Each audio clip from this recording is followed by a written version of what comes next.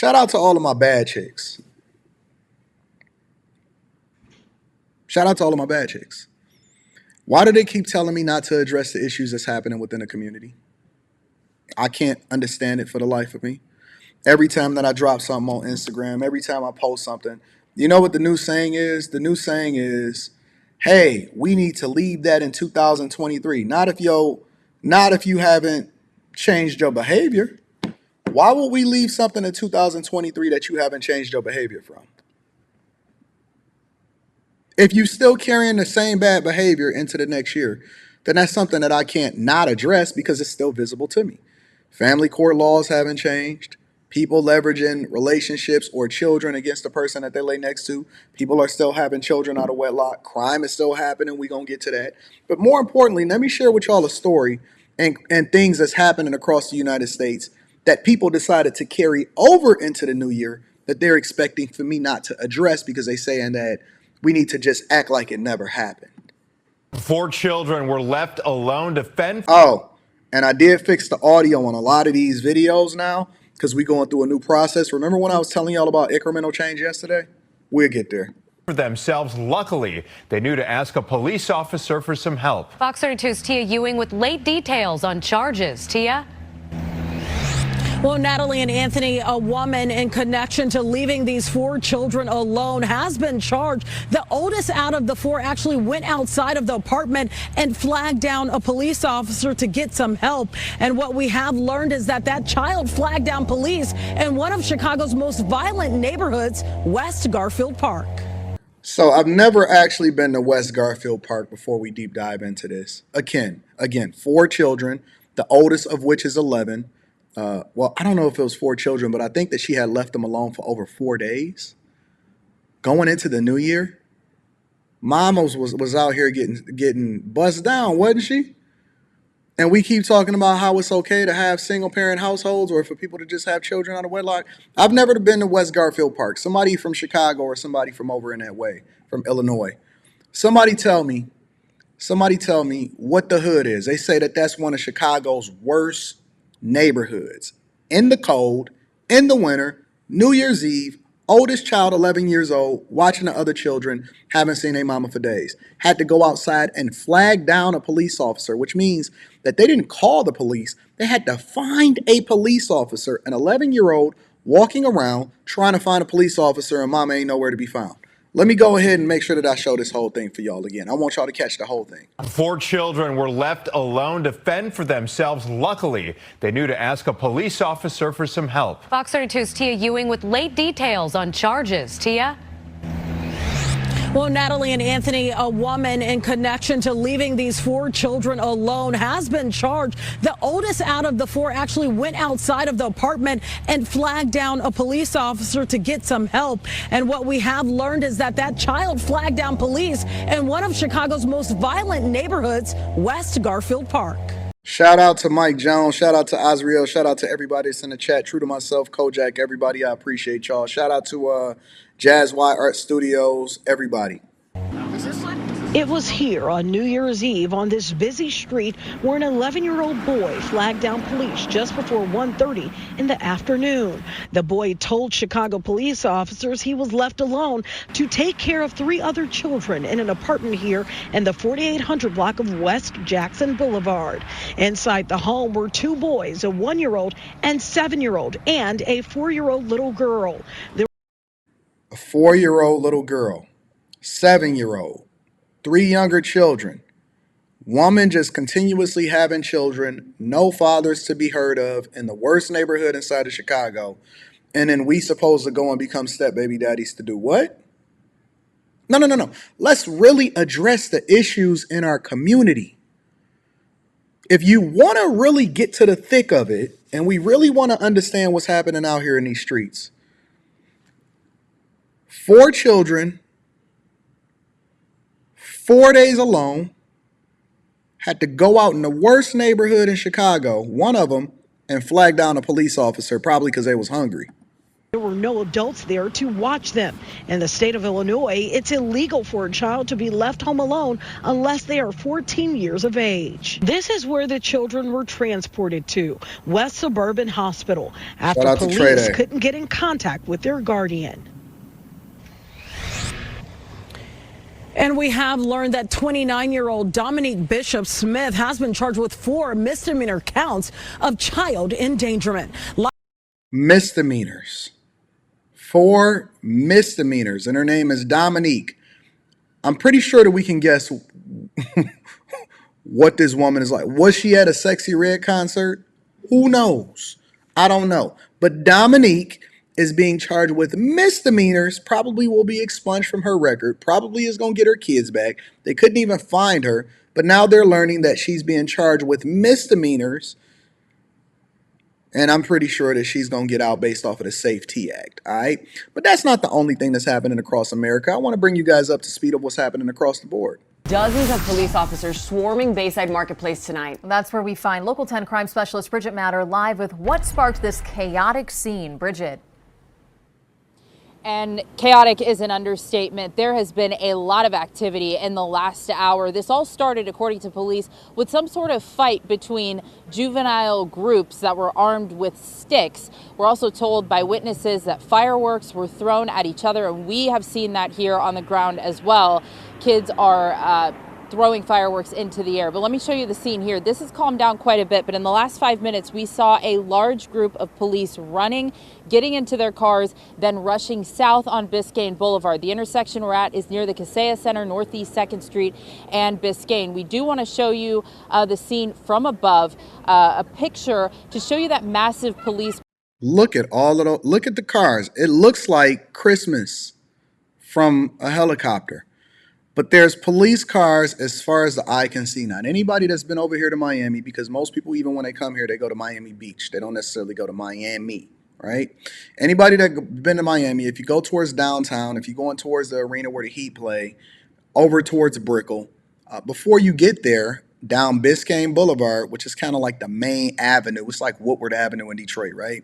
Before you get there, there's this place called Bayside. Now, Bayside has like a Ferris wheel and it has all of this shopping out there and stuff like that.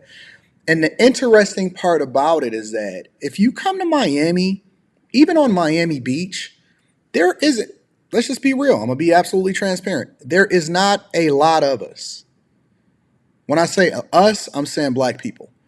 So in a general sense, and I'm very comfortable in that type of space, but because I don't have to try, you just put on the best version of yourself. You're a great representation of yourself. I even noticed personally, I'm going to be honest with y'all. I noticed personally that some people are apprehensive when they first meet me. When I stepped into the Rolex boutique, right, and I didn't have my Rolex showing, it was like this on my sleeve, and my sleeve was like this. And I was talking, I'm like, yeah, you know, you have any watches or anything like that? And she was like, oh, I'm not really sure, you know, what are you looking for and all of that. And so they were kind of apprehensive, right? And then when I did like this, and I did it on purpose, she was like, let me go look in the back and see what it is, because then she had seen my wrist, right? And I can't assume that that's not how she treats other people, but I have to make the assumption that that is something that I just have to deal with, and I'm okay with dealing with it because that's the norm that's been created for us. Now, why am I saying that it's not a whole lot of us down here? Because it's not. If you come down to Miami, it's a lot of Cuban food, it's a lot of people from all cultures, all of that, right? But there's not a lot of black people compared to the amount of people that's out there. Let me show you why. Presence that was here where we are now in the last hour or so. You will see a lot of police units that responded to this, and what transpired after that were juveniles being pushed west into deeper downtown Miami. And when we went west and followed them and police, we witnessed ourselves rowdy crowds, police trying to disperse them, get them to leave the area. I do want to show you some video of that if you haven't. Now look at the crowd. It's all of us. When I'm out and about on a regular basis throughout the day, Design District, Biscayne, Wynwood, Overtown. Overtown is basically being gentrified too. When you go over to Miami Beach, when you go up to South Beach, North Beach, when you go over to Hollywood, Hollandale, all across Brickell, you'll be hard pressed to be able to point out some black people when you see them walking down the street. It's just the honest to God truth. When you go over and you look at this, where the fight started, and again, I want to address this because I'm not going to pity pat nothing, and I want to talk about our cultural norms. If you look at the crowd where everybody is fighting, there is nobody except for us.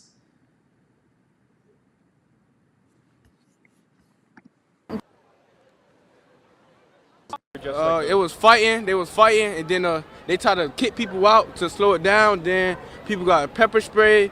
Then that's when the police started coming. And then after the police started coming, they told everybody get out, and then not everybody by the street, and they just throwing fireworks. I'm so glad that this nice gentleman can step outside of his great school to give us this phenomenal interview to help us to understand exactly what went on over at Bayside. Anyways, that's not the only thing that happened overnight, ladies and gentlemen. I want to bring you up to speed of what's happening over in Houston also. Or St. Louis, I'm sorry. I don't want to disrespect Houston. We're going to bring Houston to the front of the congregation a little later in the show. This is what happened in St. Louis, ladies and gentlemen. So much. Callista, 6:02 is your time right now. A violent and sadistic assault in Midtown on the border of the Jeff Vanderloo neighborhood. Now, the Power of Two's Laura Simon live outside police headquarters with a look at this investigation. Laura? Claire and John, a man is fighting for his life this morning. Police say two men went over to the victim, got into some sort of an altercation, and it ended in an attack, leaving that man unconscious. And then afterwards, police say that the men beat the victim with a bottle, cutting him. And then before they left the scene, they urinated on that victim. Let me stop there. Over in Houston, a discussion turned into an altercation, and an altercation turned into a bottle wars where they beat the brakes out of the dude, hitting him over there with a bottle. And then before they left, they did the humiliation ritual and they urinated on him. This is the demonic world that we live in, that we're trying to save the culture. We have to make sure that we save the culture. And even when I'm talking about I'm not even talking about black culture. I'm just talking about the culture that we've normalized. They beat the brakes off of them, went bottle wars, and then they pissed on them. Disturbing here, to say the least. This all happened just before 9:30 last night at the intersection of Jefferson and Delmar there. It's in the northeast area of Midtown, right on the cusp of Jeff Vanderloo and the Carr Square neighborhoods. It's within 500 feet of the Scott Joplin House and not too far from KIPP St. Louis High School. There are several businesses in this area too. It's unclear if the victim or his attackers were leaving any of those businesses when this crime happened, but police say the victim got into some sort of confrontation. It escalated to that horrifying level we've been telling you about this morning. The suspects brutally attacking the victim, ultimately knocking him out, leaving him helpless on the ground. And then they hit him with a bottle, inflicting cuts to his body, and proceeded to urinate on his unconscious body. Right now, we do not know if those two men, those suspects, are in custody this morning, but at last check, the victim was listed in critical condition, and homicide detectives here at St. Louis Metropolitan Police Headquarters have been notified in case that man does not survive. So now you got a murder case on your hands. I don't know how we justify the behavior, how we justify that this culture is so awesome.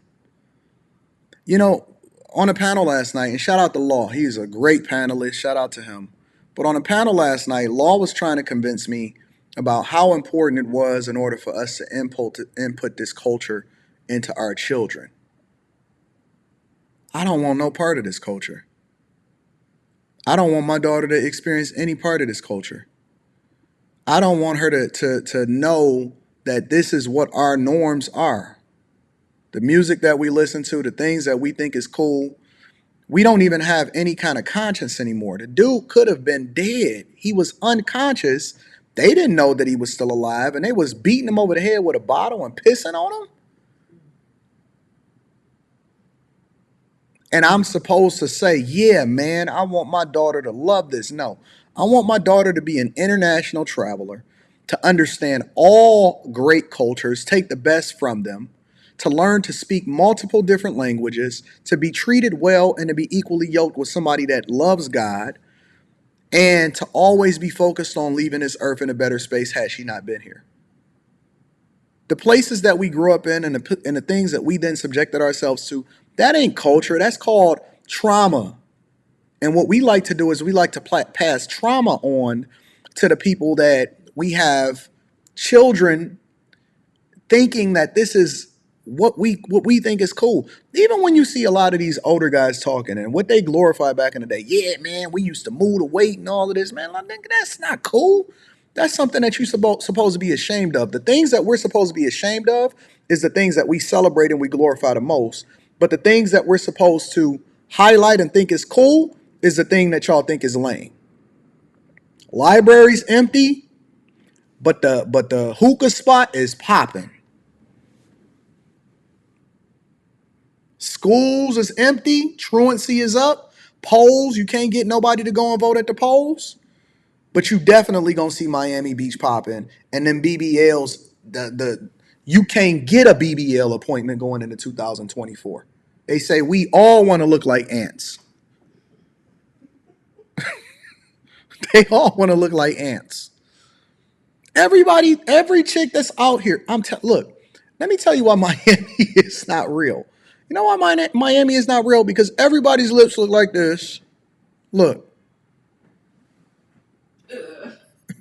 Every chick's lips is hard and it look like this.